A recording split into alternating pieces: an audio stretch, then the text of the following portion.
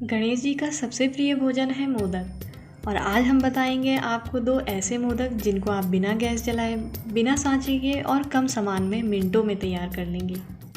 तो चलिए बिना किसी देरी के बनाना शुरू करते हैं।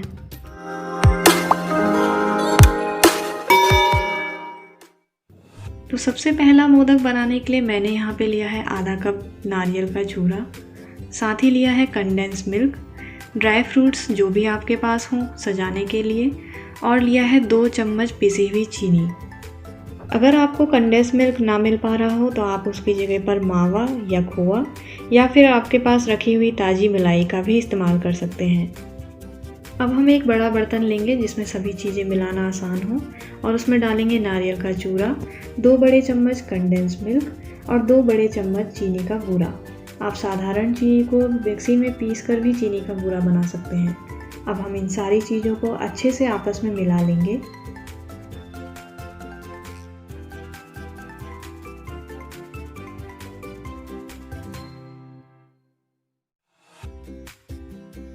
और देखिए हमने साफ हाथों से इसको इस तरह से अच्छे से आपस में मिला लिया है। अब हम तैयार मिश्रण को बराबर बराबर 4 हिस्सों में या 5 हिस्सों में, जितना बड़ा आप बनाना चाहें उसमें बांट लेंगे। बांटने के बाद अब इसे लड्डू का आकार देंगे।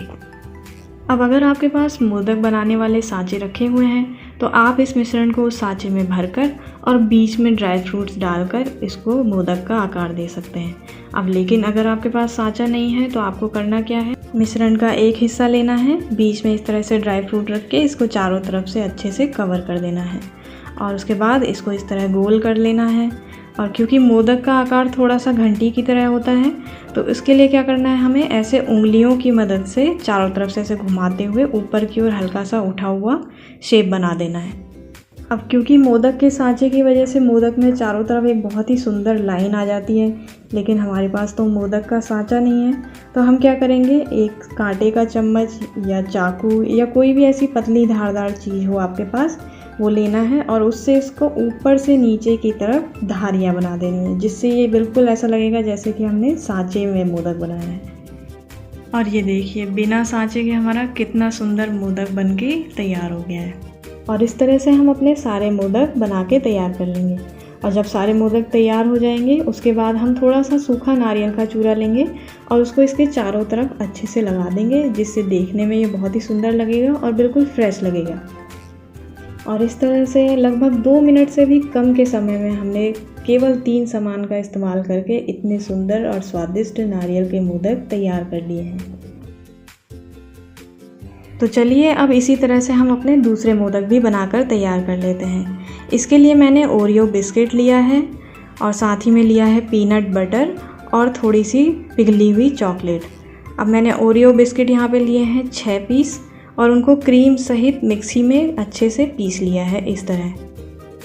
अब पिसे हुए बिस्किट के चूरे को हम एक बड़े बर्तन में निकाल के रख लेंगे और इसमें मिलाएंगे पिघली हुई चॉकलेट। चॉकलेट आप कोई सी भी ले सकते हैं, जो भी आपके अगल बगल आसपास में आराम से मिल जाए वही वाली चॉकलेट ले लीजिए और उसको भाप में पिघला लीजिए। अब ध्यान रहे चॉकलेट को आप कभी भी डायरेक्ट गैस पे मत पिघलाएं, नहीं तो वो नीचे से जल जाएगी या चिपक जाएगी। उसके लिए आपको करना क्या है, एक बर्तन लेना है, उसमें पानी डालना है, जब उसमें भाप आने लगे तो उस पर चॉकलेट को पिघला लीजिए दूसरे बर्तन में रखकर। अब मैंने यहाँ पे बिस्किट के मिश्रण को आपस में अच्छे से चिपकाने के लिए 3 बड़े चम्मच पिघली हुई चॉकलेट का इस्तेमाल किया है। अब आप चाहें तो अगर आपके पास चॉकलेट सिरप रखा हुआ है तो पिघली हुई चॉकलेट की जगह पर आप वो भी इस्तेमाल कर सकते हैं। मिश्रण को हमने अच्छे से आपस में मिला लिया है। अब इस मिश्रण को हम 3 हिस्सों में बांट लेंगे। अब एक चम्मच की सहायता से आधा चम्मच से थोड़ा कम हम पीनट बटर 3 हिस्सों में निकाल कर रख लेंगे। अब मिश्रण में से एक हिस्सा मिश्रण लेकर अपने हाथों पर अच्छे से इस तरह से फैला लेंगे। फैलाने के बाद बीच में इस तरह आप पीनट बटर रखिए और इसको चारों तरफ से इस तरह से ढक लीजिए और अपने उंगलियों की सहायता से इसको मोदक का आकार दे दीजिए। अब तैयार मोदक में हम इसी तरह से चम्मच की सहायता से चारों तरफ सुंदर सी लाइनें बना देंगे ताकि देखने में ये बिल्कुल सांचे वाले मोदक के जैसे दिखाई दे। और देखिए कितनी आसानी से हमने केवल 2 मिनट में इतने स्वादिष्ट चॉकलेटी मोदक बनाकर तैयार कर लिए हैं।